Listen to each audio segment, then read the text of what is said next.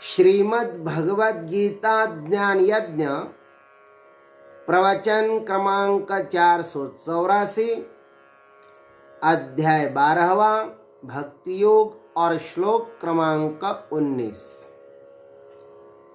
ओम त्र्यंबकं यजामहे सुगंधिं पुष्टिवर्धनम् उर्वारुकमिव बन्धनान् मृत्युर्मुक्षीयमामृतात्। सदाशिवसमारम्भान् शङ्कराचार्यमध्यमाम् अस्मदाचार्यपर्यन्तां वन्दे गुरुपरम्पराम्। नमः चिन्मयदेवाय तेजोमयाय धीमहि सुबोधानन्दरूपाय नमः पुरुषोत्तमाय च। वसुदेवसुतं देवं कंसचानूरमर्दनं देवकी परमानन्दं कृष्णं वन्दे जगद्गुरुं। कृष्णं वन्दे जगद्गुरुं। कृष्णं वन्दे जगद्गुरुं। ओम तत्सत। आइए इस भक्ति योग के 19वें श्लोक में हम प्रवेश करने जा रहे हैं। भगवान श्री कृष्ण परमात्मा अपने प्रिय भक्तों के यहाँ पर लक्षण बता रहे हैं। 39 लक्षण हैं और इस प्रस्तुत श्लोक में वे अपने भक्त के 5 लक्षण बताते हैं। तुल्य निंदास्तुतिर्मौनी संतुष्टो येन केनचित् अनिकेतः स्थिरमतिः भक्तिमान में प्रियो नरः। भगवान कहते हैं तुल्य निंदा स्तुति है, जो निंदा स्तुति को समान मानने वाला है। मौनी माने मननशील है।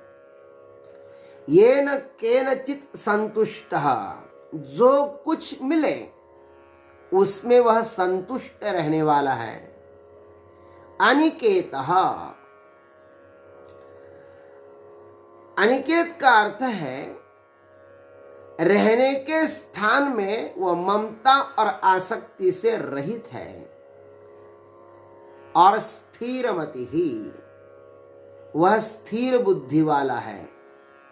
भक्तिमान नरः समे प्रियः, इस प्रकार का जो भक्तिमान महापुरुष है ना, भगवान कहते हैं वो मुझको बहुत प्रिय है। आइए इस पर हम लोग सद्गुरु के आशीर्वाद से और भगवान की कृपा से अपने आनंद के लिए स्वांत सुखाय मोरे मन प्रबोध जेहि होई, मेरे मन को जिससे ज्ञान होगा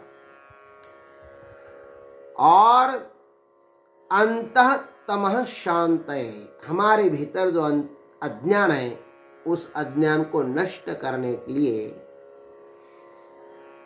इस पर हम लोग चिंतन करते हैं। तुल्य निंदा स्तुति ही, भक्तों का 34वां लक्षण भगवान कहते हैं कि मेरे भक्त कैसे हैं, निंदा और स्तुति में वे समान रहते हैं। यह निंदा, तुल्य निंदा स्तुति, यह विशेषण स्थिरता का प्रतीक है। यह स्थिरता दर्शाता है। ये मेरा भक्त निंदा क्या है उसको जानता है, स्तुति क्या है उसको जानता है, लेकिन उसके साथ वह बहता नहीं है। उनका दृढ़ निश्चय होता है कि जो दुर्गुण मुझ में नहीं है उसका यदि कोई मुझ पर आरोप करे तो भी मुझे पीड़ित होने की कोई आवश्यकता नहीं है। जो नहीं है उसके लिए क्या रोना। यदि है कोई दुर्गुण तो उसे ठीक स्वच्छ करते हुए निंदक को धन्यवाद देना चाहिए कि आपने बड़ी कृपा की, मेरा रोग जो मुझे नहीं दिखाई दे रहा था ना, सो आपने बता दिया। अपने में यदि कोई दुर्गुण है तो उस दुर्गुण को दूर करें, निंदा करने वालों को धन्यवाद दें, और अपने में कोई दुर्गुण है ही नहीं और कोई झूठा मूठा आरोप अपने पर लगाएं तो उसके लिए हताश होने की कोई आवश्यकता नहीं है, दुखी होने की कोई आवश्यकता नहीं है। और यदि कोई अनावश्यक हमारी स्तुति करता है, झूठी प्रशंसा करता है, तो साधक को सावधान रहना चाहिए। उसको देखना चाहिए कि जो गुण मेरे में है नहीं है उसका आरोप वो क्यों कर रहा है। निंदा और स्तुति आदमी के अहंकार को परिपुष्टि करते हैं, मजबूत बनाते हैं अहंकार को। और निंदा और स्तुति ये जो है ना, उसका उद्गम स्थान समाज है। इसलिए साधक को ध्यान रखना चाहिए कि जो समाज आज मुझको आदर दे रहा है वह कल भी मुझको आदर देगा ही, इसका कोई भरोसा नहीं है। बहुत सारे आज जो आदर देने वाले लोग होते हैं ना, वे ही कल कुछ झूठा मूठा साधु के ऊपर आरोप करके उसकी निंदा करने लगते हैं, उसकी अवहेलना करने लगते हैं। क्योंकि निंदा और स्तुति ये मात्र आरोप है, इसमें सच्चाई कुछ होती ही नहीं है। मैं क्या हूं इसको मैं ही जान सकता हूं, मेरे अतिरिक्त इसको और कोई दूसरा जान ही नहीं सकता। इसलिए साधक को निंदा स्तुति करने वालों के पीछे भागना नहीं चाहिए। तुल्य भाव से उसको देखो, निंदा करते हो तो कर लो और स्तुति करते हो तो कर लो, मुझे उसमें बहने की कोई आवश्यकता नहीं है। ऐसा जीवन होना चाहिए।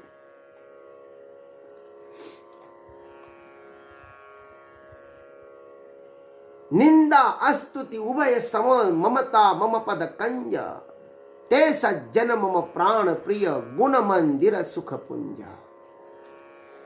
प्रभु रामचंद्र कहते हैं कि निंदा स्तुति में जो सम है और जिसकी मेरे पद कमलों में ममता है, प्रेम है, वे मुझे प्राण के समान प्रिय है।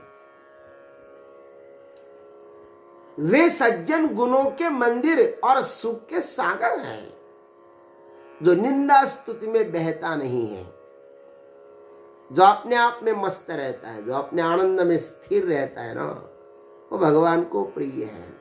काहे के लिए निंदा स्तुति करने वाले के पीछे भागे? वो तो झूठ के पास बैठे हैं ना, सत्य के पास तो हम बैठे हैं। इसलिए परमात्मा के पास बैठो, निंदा और स्तुति करने वालों के पीछे मत भागो। भगवान को वह प्रिय है जो निंदा और स्तुति को तुल्य समझता है। फिर 35वां लक्षण कहते हैं कि मेरा भक्त मौनी होता है। मौनी का अर्थ है संयत वाक। वह संयत वाक है, अपने वाणी पर उसका बड़ा नियंत्रण है। मन को अन्य अन्य चिंतनों से मुक्त रखने का नाम मौन है। भाष्यकार ने ठीक ही कहा है कि हम मौन रखें, आवश्यकता पड़ने पर ही बोले। जैसे पशु आवश्यकता हो तभी बोलता है, और जो परमात्मा में रम गया है वो अनावश्यक इधर उधर की बातें नहीं करता। उनके पास समय कहाँ है, वह सदा ही प्रभु के चिंतन में लीन रहता है। हमारे शास्त्रों में वाणी के 5 भूषण बताए हैं।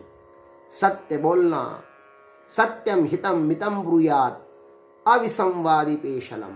सत्य बोलो, हितकारक बोलो, मितम माने अति संक्षिप्त बोलो, अविसंवादी माने विवाद रहित बोलो, और पेशलम माने मधुर बोलो। ये 5 चीजें वाणी का भूषण है। और इस प्रकार यदि कोई संयत वाक है ना, वही सच्चा मौनी है। और ध्यान रखना, केवल वाणी मौन रखने से, वाणी को बंद रखने से कोई मौनी नहीं होता है। हम जब मौन रखते हैं ना, तो साधना की प्रथम अवस्था में बोलना बंद, बिल्कुल भी बंद कर देते हैं। अब बोलना ही नहीं, ऐसा कहते हैं। लेकिन ध्यान रखना, केवल वाणी से मौन रखते हैं, लेकिन हमारा मन, हमारी बुद्धि, हमारी अन्य इंद्रियां, वह तो बटर बटर चटर चटर करती रहती है। इसलिए सच्चा मौन वह है कि हमारी 10 इंद्रियां, 11वां मन, बुद्धि, चित्त और अहंकार, ये सब मौन रहे,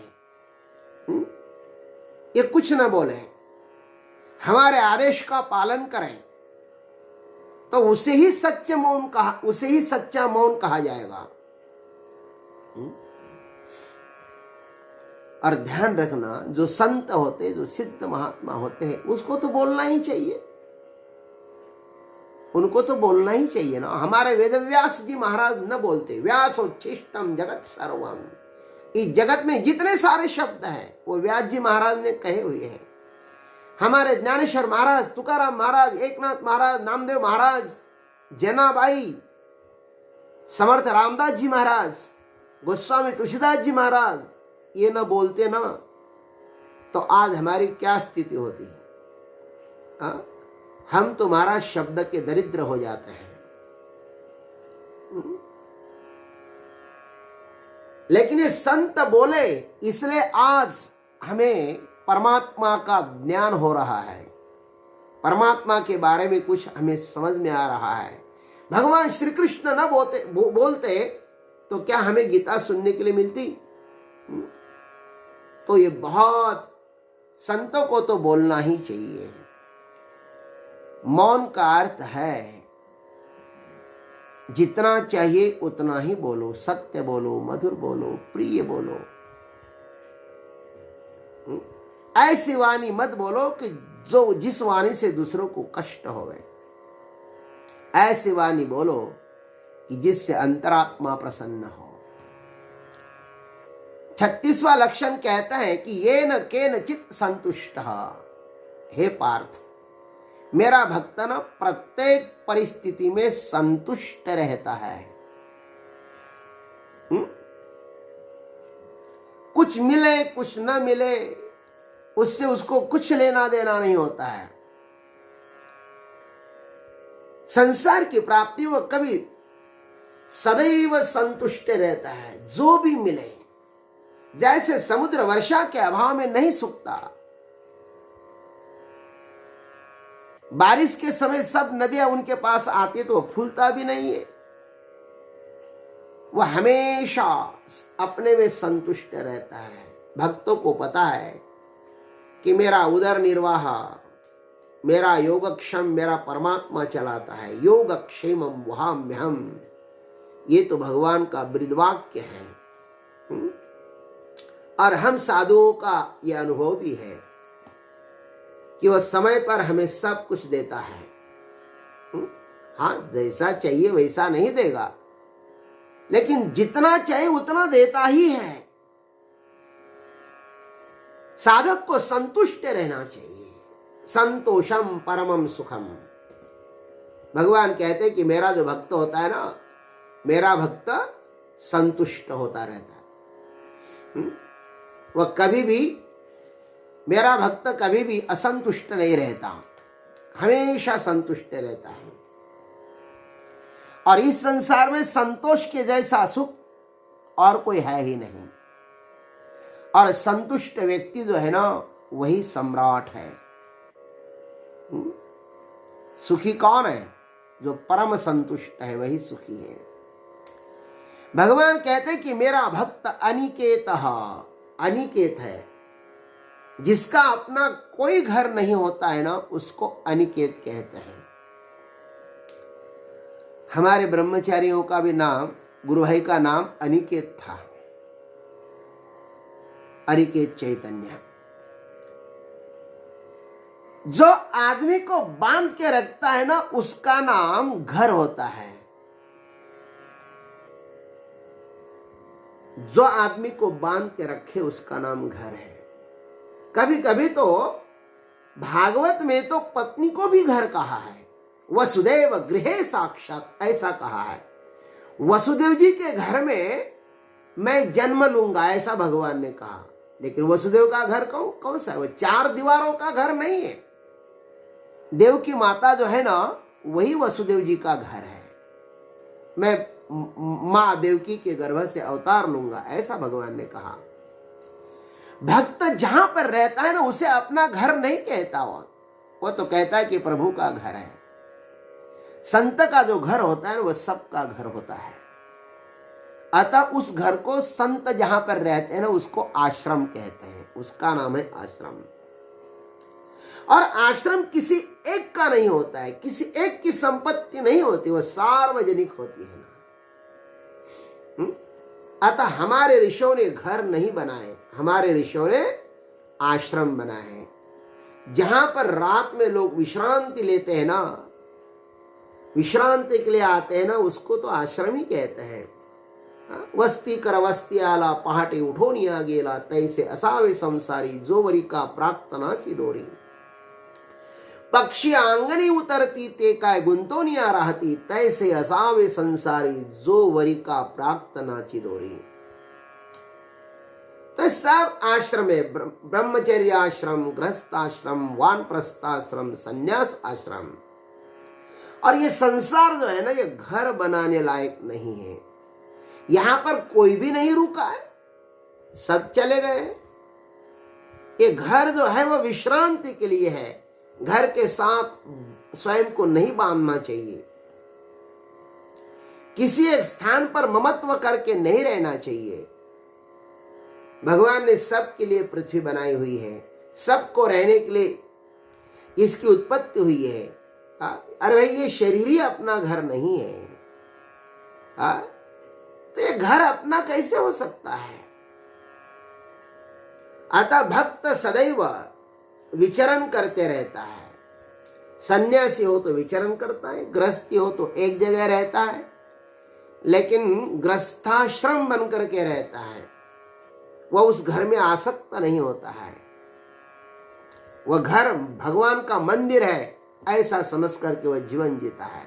जैसे वायु एक जगह पर नहीं ठहरती वैसे भक्त भी किसी एक जगह पर नहीं ठहरता, वह अनिकेत होता है। समस्त आकाश ही वायु का घर है, वैसे ही समस्त जगह मेरा विश्राम स्थान है ऐसा संत कहता है। हे विश्वची माझे घर ऐसी मति दयाची स्थिर किम बहुना चराचर आपन जहाला। जो सदैव भगवान में ही रमन करता है ना वह इस नश्वर संसार को अपना निवास स्थान नहीं बनाता। इस संसार को वह कभी भी अपना घर नहीं समझेगा, इसलिए उसको अनिकेत कहते हैं। भगवान कहते कि मेरा जो भक्त है ना 38वां लक्षण बताते हैं कि मेरा भक्त स्थिर मति है। जिसकी मति स्थिर है, जिसकी प्रज्ञा स्थिर है। यदा संवरते चायम कुर्मुंगानीव सर्वशः इंद्रियार्थेभ्यः तस्य प्रज्ञा प्रतिष्ठिता। जिसकी प्रज्ञा स्थिर है, परमात्मा विषय में जितने सारे तर्क कुतर्क हैं वे सब जिसके हृदय से तिरोहित हो गए हैं, निकल गए हैं।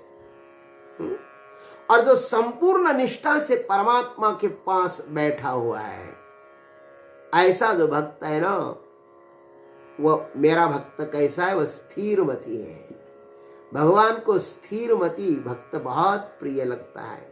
इसलिए अपने बुद्धि को ज्यादा विचलित मत करो, बहुत से ग्रंथ भी मत पढ़ो, बहुत से सत्संग भी मत सुनो। वही सत्संग सुनो जो आपको अपने मार्ग से लेके जाते हैं, अपने गंतव्य तक लेके जाता है। क्या क्या सुनोगे इस संसार में, क्या क्या पढ़ोगे इस संसार में? उसी ग्रंथों को पढ़ना जो ग्रंथ आपको परमात्मा का साक्षात्कार करा दे। इस संसार में जितने सारे द्वंद्व है, राग द्वेष शीत उष्ण आदि, कोई भी उसे अब अस्थिर नहीं कर सकता। जिसका लक्ष्य पक्का हुआ है, जिसका लक्ष्य निश्चित हुआ है, अब वो कहां विचलित हो जाएगा? बस वो तो स्थिर मति है। जो सबके ऊपर उठ गया है, परमात्मा में निश्चिंत रूप से बैठ गया है, अब उसे कोई भी विचलित नहीं कर सकता। क्या सुंदर बात बताइए। परमार्थ में स्थिरमति होना चाहिए। बहुत से लोग अंतिम तक डावाडोल रहते हैं, ये करो कि वो करो, ये साधना करो कि वो साधना करो। जीवन में स्थिरता आनी चाहिए। ये स्थिरमति बहुत सुंदर लक्षण है भक्त का। दृढ़ निश्चय और स्थिरमति, इसमें थोड़ा सूक्ष्म भेद है। परमात्मा के विषय में जब साधक का वेदों पर एवं सद्गुरु पर अत्यंत विश्वास रखकर दृढ़ निश्चय होता है ना, तब उसे कोई भी व्यक्ति या शास्त्र डावाडोल नहीं कर सकता। गुरुणा पे दुखे न विचार लेते, गुरु से गुरुतर दुख भी उसके ऊपर आ जाए महाराज, वो विचलित नहीं होता है। जरी हे आकाश वर पडो पाए, ब्रह्म गोळ भंगा जाए, तरी तुझीच आस विठोबा। जो परमात्मा में बैठा हुआ है ना, उसे समाज, उसे शरीर, मन, बुद्धि, अहंकार आदि कोई भी हिला नहीं सकता, उसको कोई भी दुख नहीं दे सकता। इसलिए तो उनको स्थिर मति कहा है।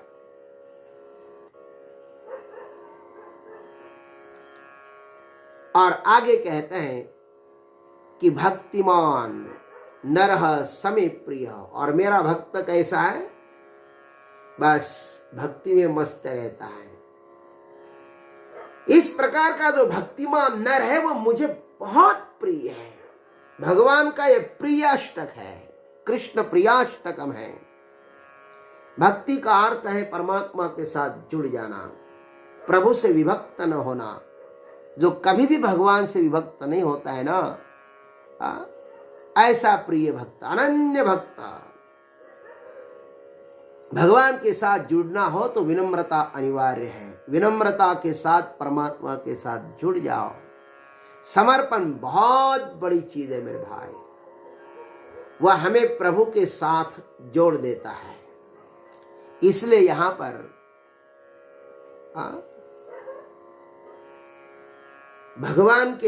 भगवान अपने भक्तों के बड़े प्यारे प्यारे लक्षण बताते हैं। 39 लक्षण यहां पर भगवान ने बताए हैं। और भी एक श्लोक है, उसको हम लोग कल चिंतन करेंगे उस पर। आज इतना ही। जय गुरुदेव, जय जगदीश्वर, जय जय महाकाल। ओम तत्सत।